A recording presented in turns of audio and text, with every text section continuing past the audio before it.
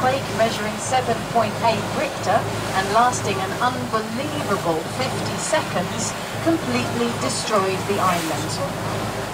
90% of the buildings were knocked down and over 400 people died. Incredibly, the quake was so strong, the southern tip of the island was lifted by 60 centimetres.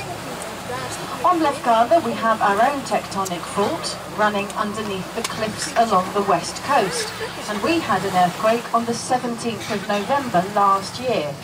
Our earthquake measured 7 Richter, so it was a pretty major one.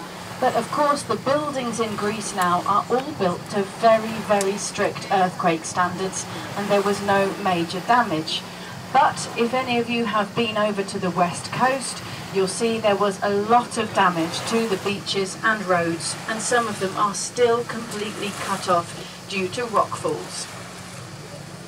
Actually, the quake on Lefkada, and now this is incredible but it is true, it moved Lefkada Island 36 centimetres south. So Lefkada is 36 centimetres closer to Kefalonia now than it was this time last year. So in front of us now, of course, this is the cave of Papanikolis coming into view. This is a very, very famous cave. It's the second largest sea cave in Greece, and there is a brilliant story associated with it. Back in December 1940, so during the Second World War, Greece was at war with Italy. Now Greece had just 6 submarines to protect the entire country from Italian troops, and one of them, Submarine Papanikolis, was in these waters to protect the Ionian Islands.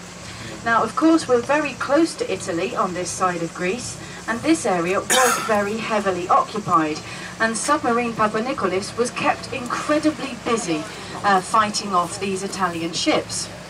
The captain of the submarine was called Miltiadis Iatridis, Captain Iatridis, and he knew this area very well, where it ends in a small beach. And actually the cave was bigger during the war than it is today. Look at these rocks that are sticking out of the water on the left-hand side now. These rocks came down in the 1953 earthquake, so they weren't there during the war. The cave was bigger and the water much, much deeper. Now the best bit of the story is that the people of Meganisi, this island, they came round from the villages on the other side in their little fishing boats, bringing with them supplies of food and fresh water. They brought the supplies into the cave, secretly, without being spotted. They restocked the submarine and helped send it on its way again. And understandably, the people are very proud of their role in this, and the story is being passed down through the generations here on the island.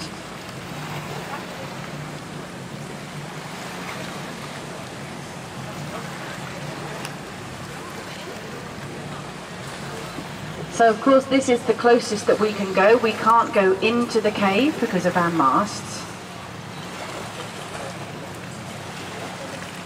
Don't forget to look up as well. There's some pretty good stalactites hanging down here. And it looks like someone's been a bit busy on the beach inside. Can you see the rock towers that have been built on the beach over there?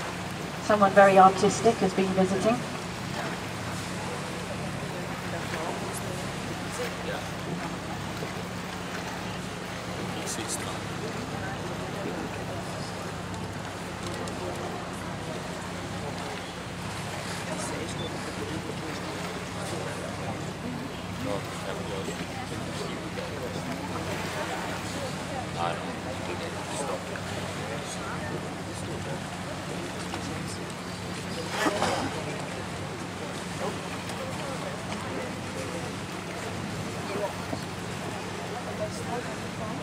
Ja hoor. Nee, nog niet zitten hoor. Ja, dat is